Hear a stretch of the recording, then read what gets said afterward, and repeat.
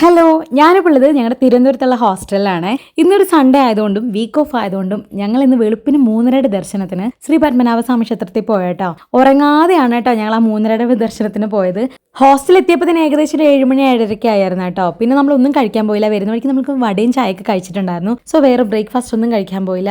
തലേന്ന് ഉറങ്ങാത്തതുകൊണ്ട് നല്ല ഉറക്കക്ഷീണം ഉണ്ടായിരുന്നേ. അതുകൊണ്ട് തന്നെ വേറെ ഒന്നും ഫുഡൊന്നും കഴിക്കാൻ വേണ്ടി പോയില്ല.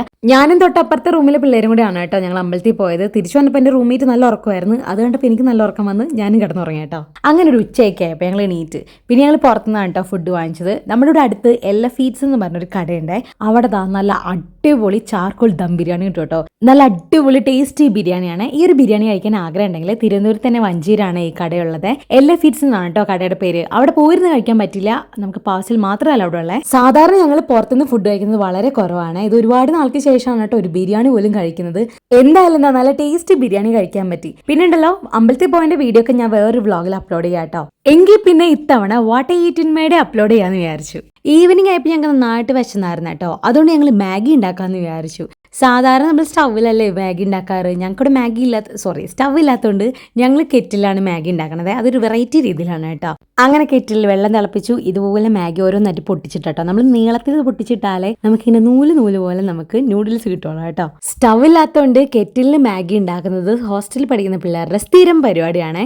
ഞങ്ങളും അത് തന്നെയാണ് കേട്ടോ ഫോളോ അപ്പ് ചെയ്യണത്. പക്ഷേ ഉണ്ടല്ലോ നമ്മൾ ഇതിലോട്ട് മസാല ഒന്നും പൊട്ടിച്ചിടുന്നില്ല. നമ്മൾ വേറെ രീതിയിലാണ് ഇതിലോട്ട് മസാല ചേർക്കുന്നത്. പണ്ടൊക്കെ ഈ ചെറിയൊരു പാക്കറ്റ് മാഗിക്ക് 5 രൂപയുള്ളായിരുന്നു. ഇപ്പം അത് വന്ന് 15 രൂപയുണ്ട്. മാഗിനെ പറ്റി കുറച്ച് കാര്യം പറയാം. നമ്മൾ ഈ കഴിക്കുന്ന മാഗി എല്ലാം കണ്ടുപിടിച്ചേക്കുന്നത് സ്വിറ്റ്സർലൻഡിൽ നിന്നാണ്. പക്ഷെ ഇപ്പം കണ്ടുപിടിച്ചതോ ഇന്ത്യയിൽ നിന്നാണ് കേട്ടോ.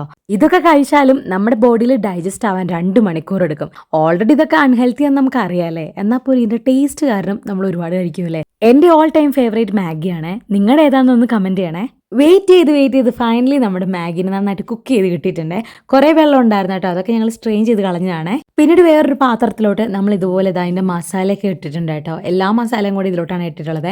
ഇനി നമ്മൾ ആ ഒരു കുക്ക് ചെയ്ത് കിട്ടിയേക്കുന്ന മാഗിനെ ഇതിലോട്ട് അങ്ങ് കമത്തുകയാണ് കേട്ടോ. നന്നായിട്ട് ഇളക്കി അങ്ങോട്ട് മിക്സ് ചെയ്ത് കൊടുക്കണേ. സാധാരണ ഈ നൂഡിൽസ് പ്രിപ്പയർ ചെയ്യുമ്പോൾ തന്നെയാണ് കേട്ടോ നമ്മൾ മസാല ഇട്ട് നന്നായിട്ട് മിക്സ് ചെയ്തെടുക്കാറുള്ളത്. പക്ഷെ നമ്മൾ ഹോസ്റ്റലായതുകൊണ്ടും ഈ കെറ്റിലായതുകൊണ്ടും നമ്മൾ അങ്ങനെ മസാല സെപ്പറേറ്റ് ആണ് ഇടാറുള്ളത്. അല്ലെങ്കിൽ ഈ ഒരു കെറ്റിൽ ഫുള്ളായിട്ട് ഈ മസാല ഇങ്ങനെ ഒട്ടിപ്പിടിക്കും കേട്ടോ. പക്ഷെ സാധാരണ ഞങ്ങൾ വീട്ടിൽ മാഗി ഉണ്ടാക്കുമ്പോൾ ഈ ഒരു നൂഡിൽസിലോട്ട് ഈ ഒരു മസാല ഇടാറുണ്ട്. കൂടെ ചോപ്പ് ചെയ്തിട്ടുള്ള കുറച്ച് വെജിറ്റബിൾസ് ഇടും. പിന്നെ ചിക്കൻ മസാല അല്ലെങ്കിൽ മീറ്റ് മസാല ഇടാറുണ്ട്. പിന്നെ ചാട്ട് മസാല ഇടാം കേട്ടോ. എല്ലാം കൂടിയിട്ട് ഇങ്ങ് മിക്സ് ചെയ്ത് കഴിയുമ്പോൾ ഭയങ്കര നല്ല ടേസ്റ്റ് ആണ്. പക്ഷെ ഞങ്ങൾ ഇപ്രാവശ്യം സാധാരണ രീതിയിലാണ് കേട്ടോ ഉണ്ടാക്കുന്നത്. സാധാരണ എങ്ങനെയാണോ മാഗി ഉണ്ടാക്കുന്നത് അങ്ങനെ തന്നെ ഒരുപാട് നേരം ഇതുപോലെ മിക്സ് ചെയ്ത് ലാസ്റ്റ് ഇതാ മസാല എല്ലാം നന്നായിട്ട് അങ്ങ് മിക്സ് ആയിട്ടുണ്ട്. ഇത്രയും നേരം ഈ പണിയെടുത്ത ആള് പരിചയപ്പെടണ്ടേ. ഇതാണ് കേട്ടോ ആര്യ, എൻ്റെ റൂംമേറ്റ് ആണ്.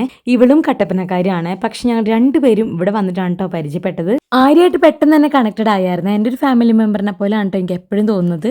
പിന്നെ എങ്ങനെയാ നമുക്കിനി മാഗി ടേസ്റ്റ് ചെയ്യാല്ലേ. രണ്ടുപേരും അങ്ങോട്ടും ഇങ്ങോട്ടും മാഗി എല്ലാം കഴിച്ച് അടിപൊളി എന്ന് പറഞ്ഞിരുന്നേ. ഇനി വിശപ്പ് കൊണ്ടാണെന്ന് അറിഞ്ഞൂടാ.